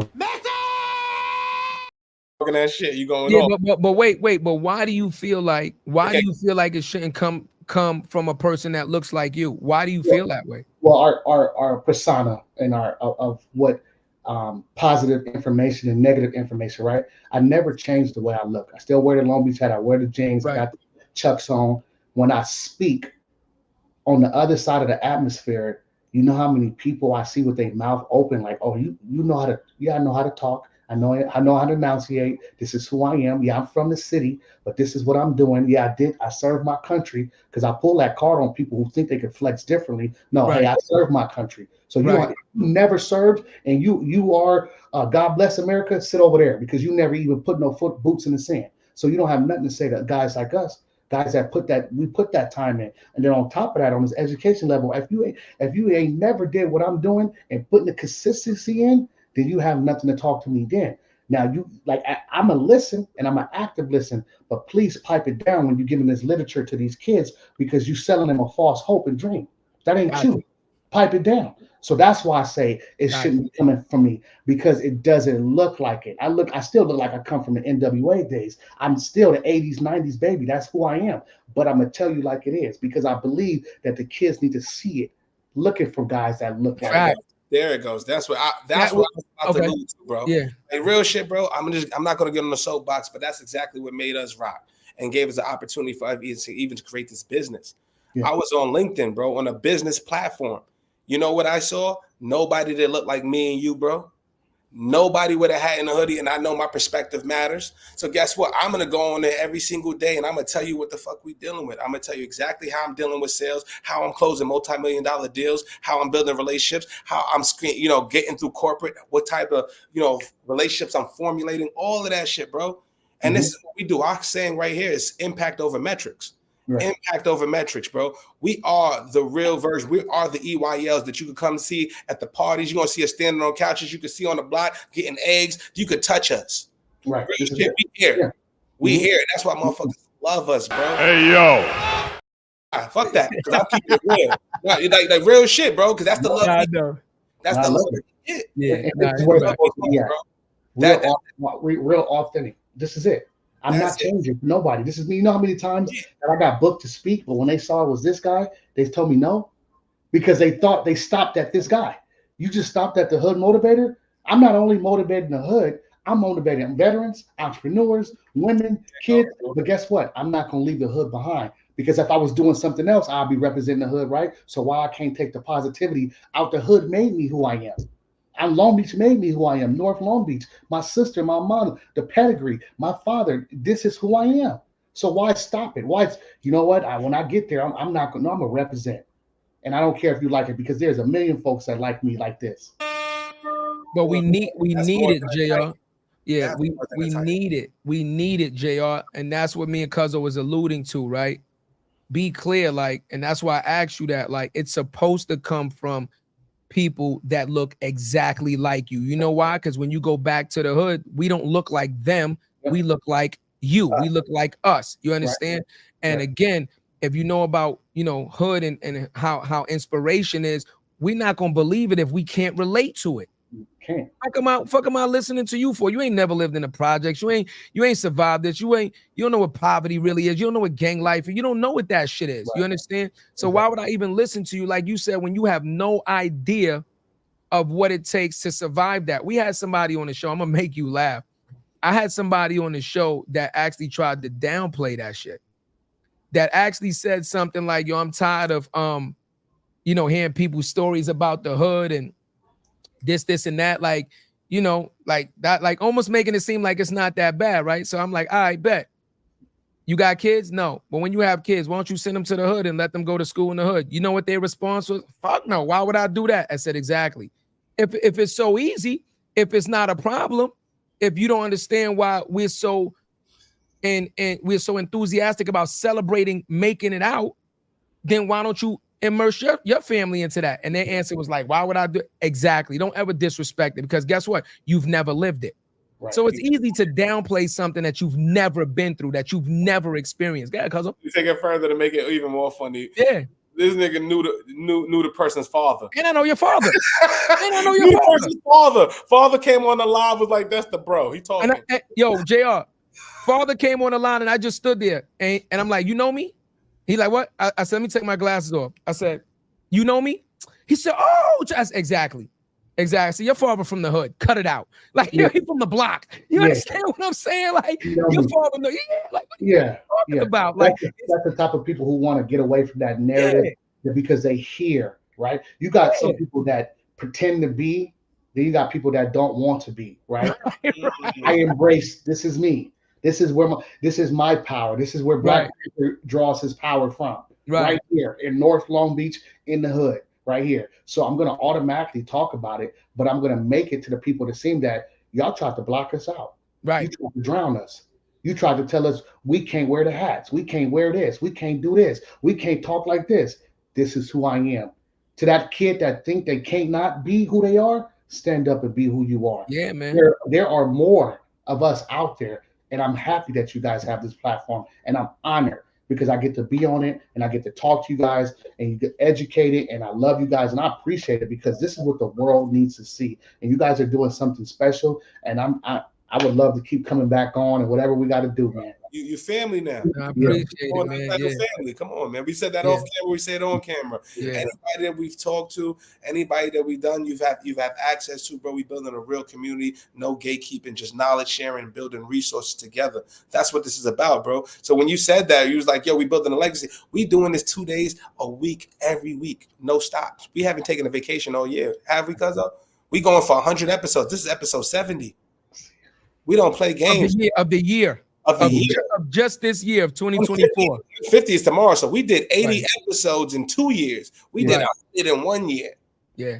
To show you the ramp up of our production and what we're leading to, bro. Like, this is not a game, bro. There's no big production company behind us. It's me and my cousin. We own the IP, and we're going to take the shit to the top. And you know why people fuck with us? Because we're so genuine, bro. We don't ask nobody for nothing. They know it's coming from a place that the community needs, and they know we out here with boots in the sand, like you said. Yep. This is it. It's important to get, one of the best things that we like to do, Jayr, and I don't know how frequently you come to New York, but if you ever come to New York, we love to link up with you. One of the things that we do the most is we have a show called Fan Appreciation, right? And a lot of the times we like to go right into the hood and film right from the hood. We like to go to Black and brown businesses and show you this business is in the hood. So before you go support any other business and send your money out the hood, there's people that look like us that's trying to build in the hood. Why don't you go and support them? Same product, same exact product, probably for a cheaper price. Why not, right? See, it's a celebration, bitches. Yeah. So you understand what I'm saying, Jayr? Like Cuzzo said, like we not only do this, but we in the hood on a regular basis because again, right? What are we trying to do?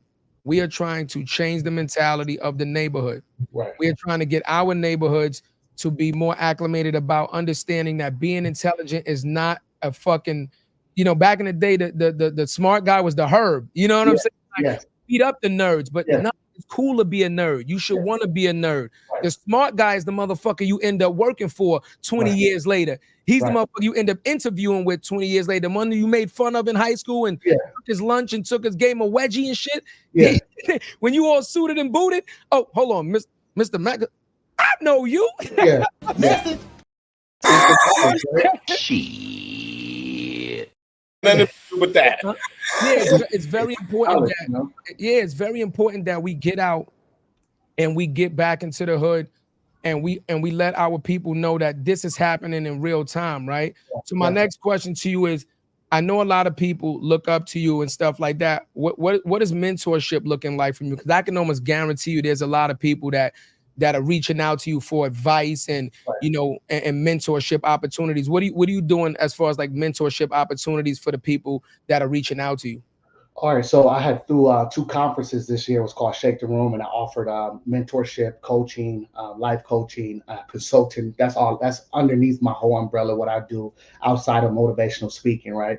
So that's what I offer to anybody who even DMs me or contacts me. I have a calendar they might want to get on because of life coaching or mentorship or even just consultation of certain situations, right? And we talk about it. And it comes, like I said, again, we go say this one more time, it's coming from people who look like us, right? So I'm not going to talk to you if I've never even been in that situation. I'm not talking about marital situations because I've never been married. So I'm going to pass that on to someone else. But if it directly relates to me, and I've been there before, not heard about it, been there before, let's talk about it and let me help you and let me walk you through it and let me give you my tips on what I've done and let's talk about it because I'm an active listener, so talk to me. Let's figure this thing out. Yeah. And to piggyback that also, when you're doing life coaching, if you could give the people just a general understanding, like for anybody that's looking for a life coach, what kind of preparation goes into, because it has to be some type of preparation before somebody seeks your services if they want to be successful, right? What does preparation for life coaching look like, and what should someone expect from a life coaching session?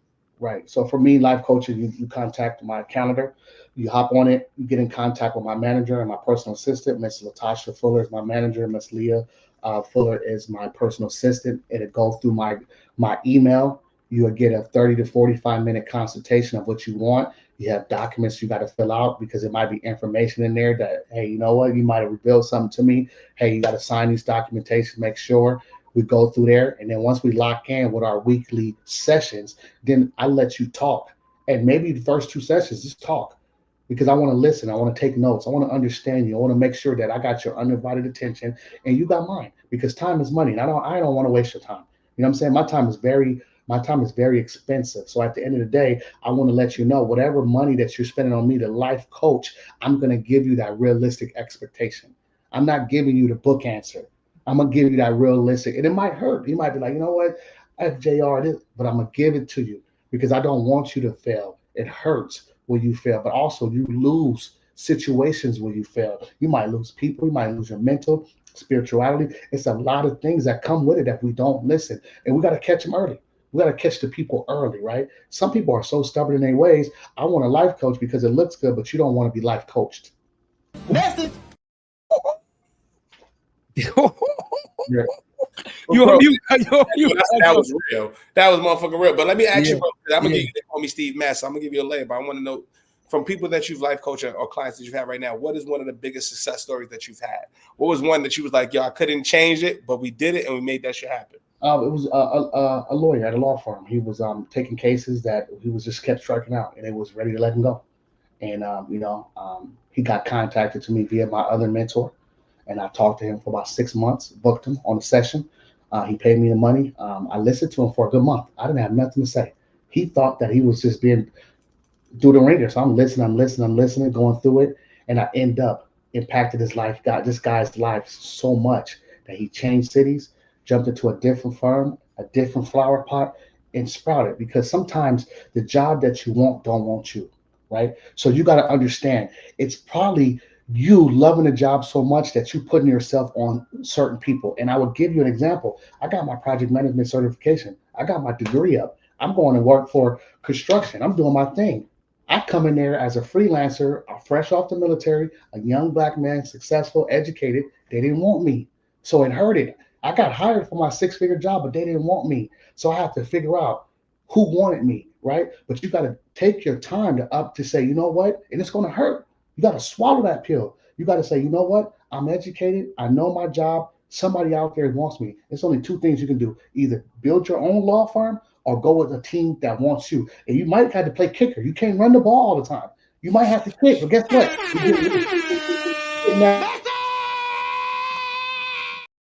Bro, nah, keep going. Keep going. Right. And I tell people all the time, I said, people, like a lot of people use that term. I'm standing on business. I'm standing on business. No, business is standing on you because you effing up. And I'm going to tell you to your face.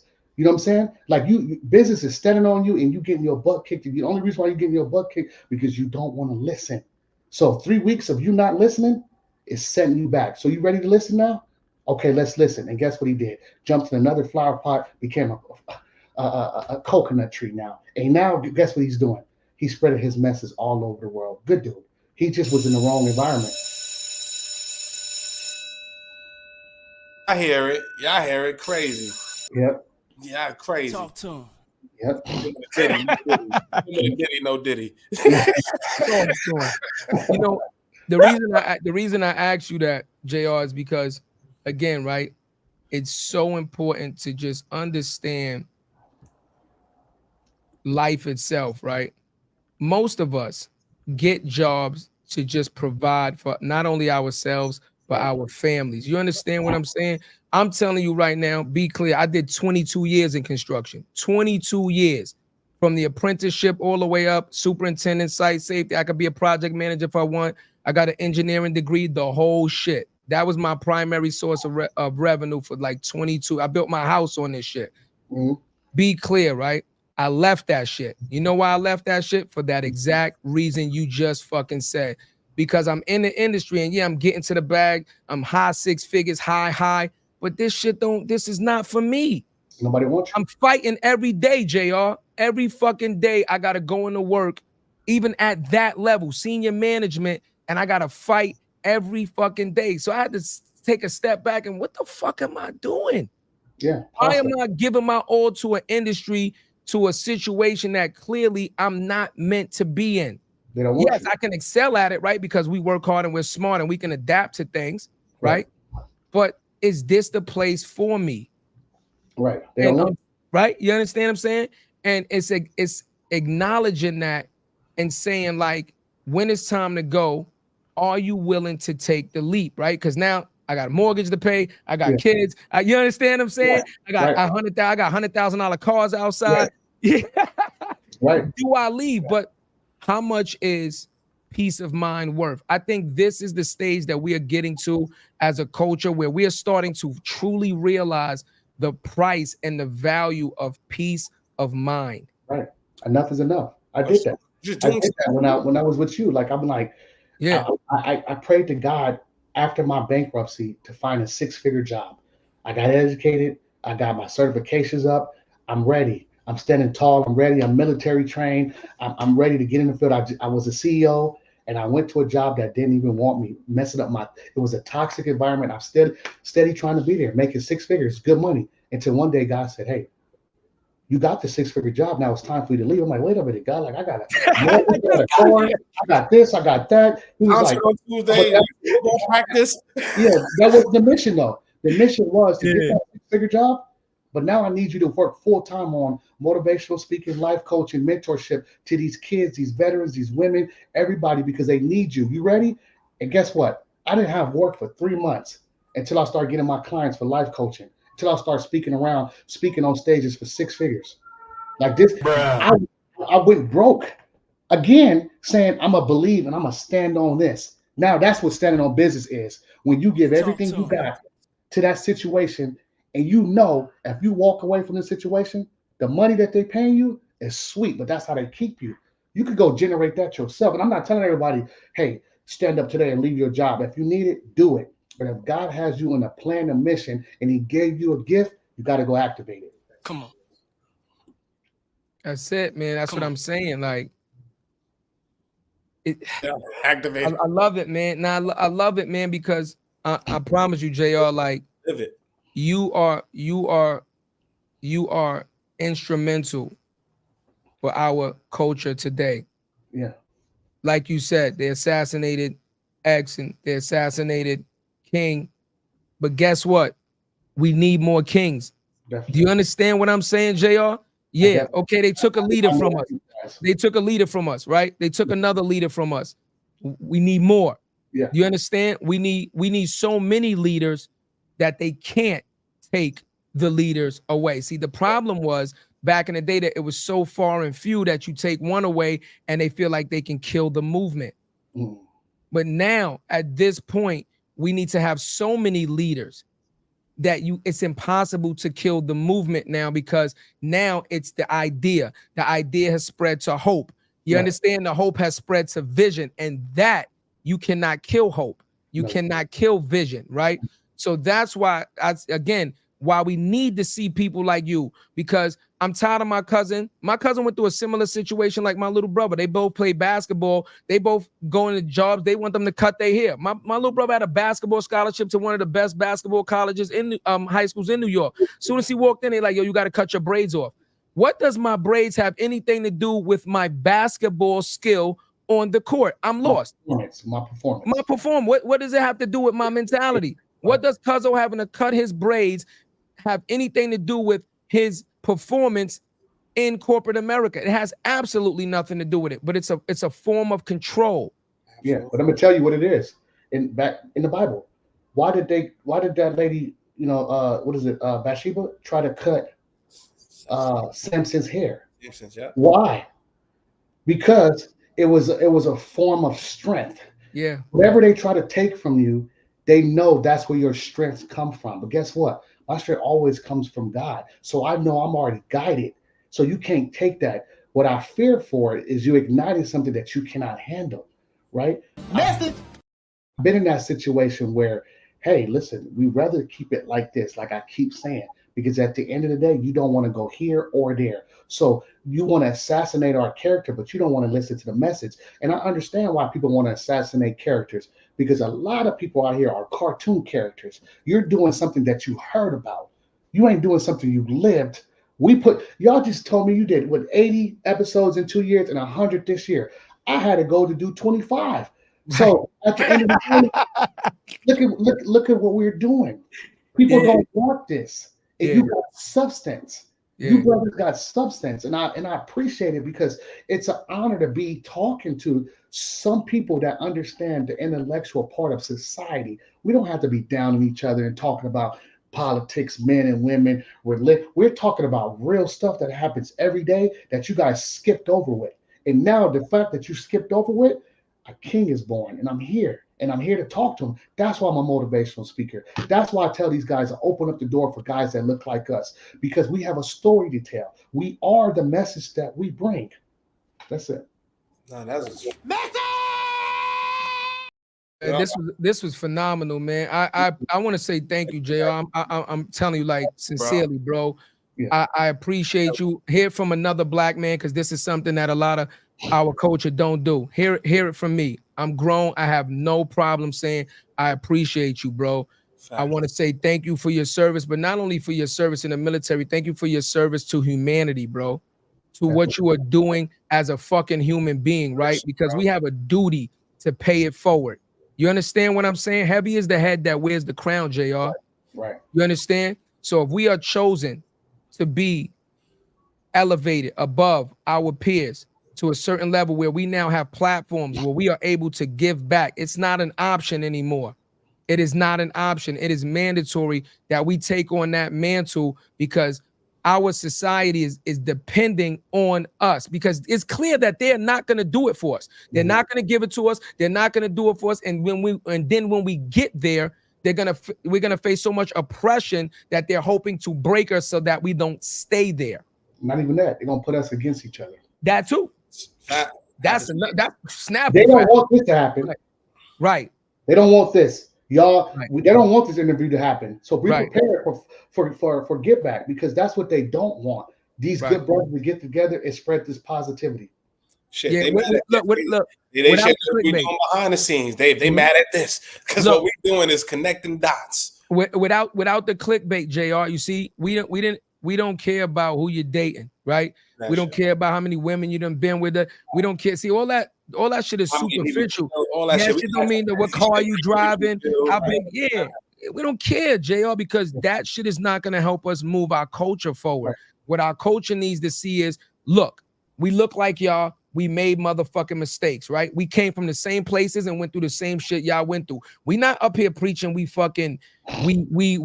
angels, right, Jayr? Shit, I was locked up 2 years ago, cuz like had to put a nigga down 2 years ago, Jayr. Tried to reason with him. Dude was, he wouldn't listen, so I had to neutralize him real quick.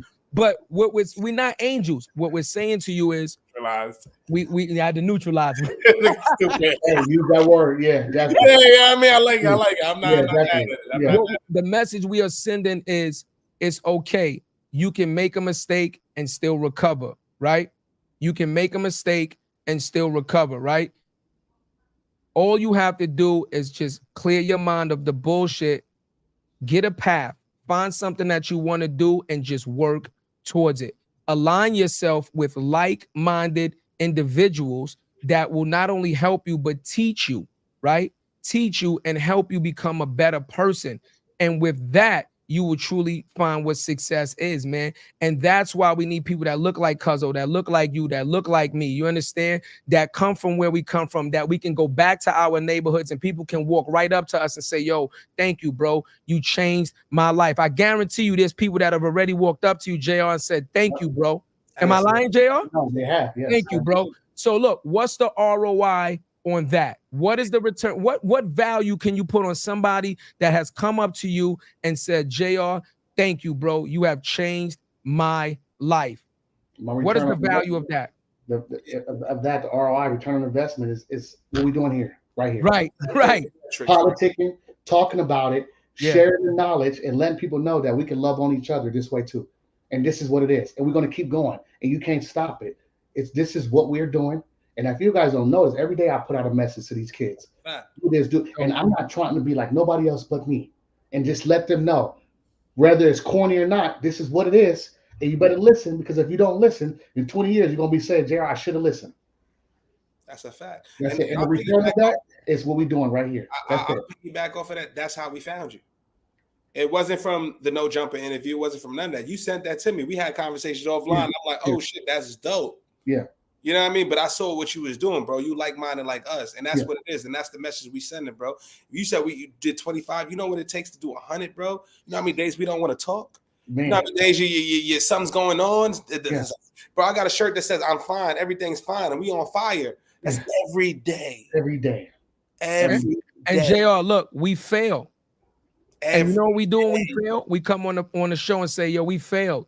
Yeah. Things ain't all good because we're not here trying to portray only success. We want you to see exactly what success looks like. Yo, guess what, ladies and gentlemen? We failed today. We didn't get a chance to make it to this event that we wanted to today because it wasn't right or financially we didn't have it. It's okay because that's it. But back to it tomorrow. Back to it tomorrow. You understand? So I want to tell you this, man. You are officially a part of the More Than a Title family, Jayr. And let me tell you what that means, right? We don't gatekeep. We will have our 150th episode coming up. You are now a part of 140 something guests, right? If there's any guests prior to this show and after, because you're now part of the family that you see or have seen on our show that you want to connect with, all it takes, we're gonna start a group chat after the show, me, you, and Cuzzo, right? We don't. No disrespect to nobody else, but we don't do like secretaries and stuff. We handle everything directly because we believe in just handling things immediately, and we don't want a lapse in time to occur, right? But you'll be in a group chat with us. Anybody that you see that you want to get in contact with, all you got to do is send us a text. Hey, I would love to We'll set up the meeting within 48 hours. Once we set it up on a Zoom call, we remove ourselves from the meeting, and whatever you build with that person is what you build. We don't get PC. We don't ask for nothing. We don't gatekeep. That's what we do. And even if you don't ask, if we run into somebody, which me and Cuzzo had already been talking about introducing you to somebody because we know what you're doing. So we already got somebody that's already lined up with what you're doing. So we was already talking about it. We're going to make the introduction anyway. If it doesn't pan out to be nothing, no problem. But if it can help you, then that's what we're going to do. This is what this platform was built for, and we're not going to change that. So welcome to the More Than the Title family, bro. That's a fact. And do us a favor. Let the people know where they can find you. If anybody's looking to get in contact with you, what's the best ways to get in contact with you, follow you, and so that they can hear your message? You can hit me up on social media at Instagram at The Hood Motivator. YouTube, The Hood Motivator, TikTok, The Hood Motivator, or when you go to my Instagram page, if you really want to contact me, my manager's on there, my personal assistant, hit them up, let them know the situation at hand, and they will vet it because there's a lot of things that people want me to do that, you know, sometimes society thinks they're doing us a favor when you're more than just in the way. Let me navigate it and let me figure out if God wants me to do what I need to do in this atmosphere, right? Like it's a lot of places where I want to speak at, and it's a lot of places where I should not speak at, right? So I want to be able to tell my story in front of the people first and understand that. Now, if it compromises everything I believe in and my morals, I'm gonna take a step back. But if it's something influential and I can spread my message positively, let's do it. Don't interrupt my spirit or my energy or try to interrupt my PTSD. I just want to do the right thing. But other than that, you can find me on all those platforms.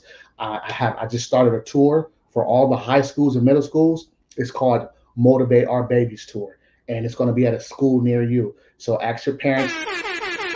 You see it, you'll see this, you'll see all that, and you'll hear me speak, talk, sign autographs. It just spread the love to the kids. You know what I'm saying? I love that.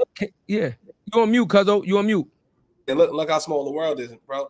My mom's assistant principal. My brothers, everybody in my family. Look, we're already in talks of bringing our guests to school. See, this is what we're already in process, bro. We're already becoming a vendor for the Board of Education. So I'm just letting you know this is the type of vibe we on, bro. Like facts. Thank you for pulling up and sharing your story, bro. Thank you for being real. Thank you for being vulnerable, man. We need to hear these stories, bro. This shit was motivating as fuck to me, man. Facts, man. Like I appreciate you, bro. Like there's nothing else to really say, bro. Besides, like, thank you for being you, bro. And if we can, like with your mindset, we go in the right places, and we need to form Voltron. We're gonna make this shit happen. Definitely, let's do it. And I heard Voltron a long time. We're from the '80s. That's a fact. I'm waiting for the Power Rangers. Yeah, it's real shit. You already know. So what we got coming up next week? You know, episode 150, we're gonna have the hen dindus on deck. We're gonna din, din, din, din, din, din, din. Well, I'm gonna do my sister act on. I'm gonna get my shit. I'm gonna get my sister act dance on. We got Ryan Toby, R&B legend, pen legend, bro.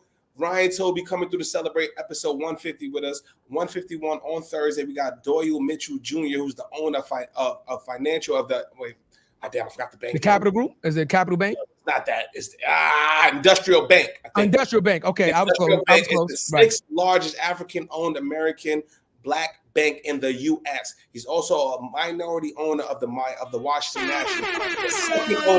The second owner we've had of a national sports team on the show. And then we got Fan Appreciation October 1st. So come through. If you got a business, Jayr, if you're available, pull up, bro. We're gonna be just chilling with people that rock with us. You see in the comments, and we're just gonna be sharing game, breaking bread with people, talking real shit.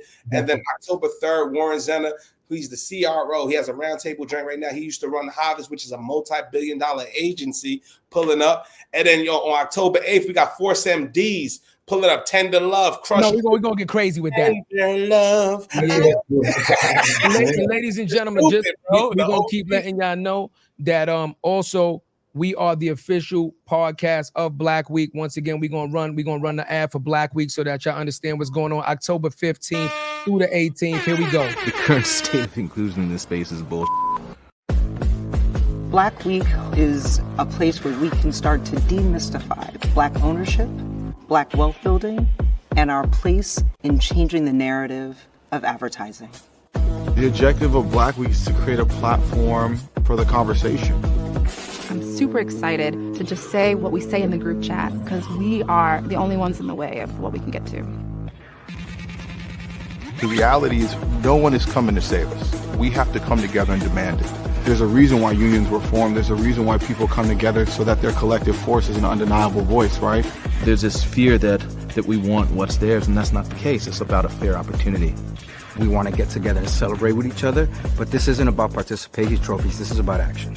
Black Week is an opportunity for us to come together to realize our collective strength and power in this world. You know what it is, man. I'm excited. I'm just gonna say one time on the end off, bro.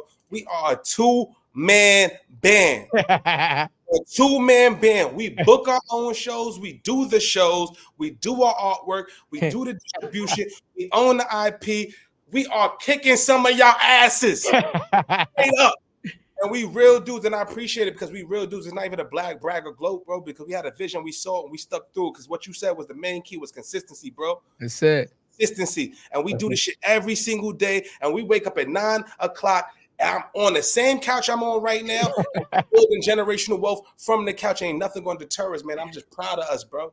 Yeah, man. Listen, we love y'all, man. You know what it is. Understand, Jayr is a perfect example how we end off the show, right? The motherfucking dream is free. He had a dream. Everybody dreams. You dream every night. The dream is free. But the hustle, well, shit, that's so separately. Yeah. I can't fuck with us. We love y'all. What you know about me?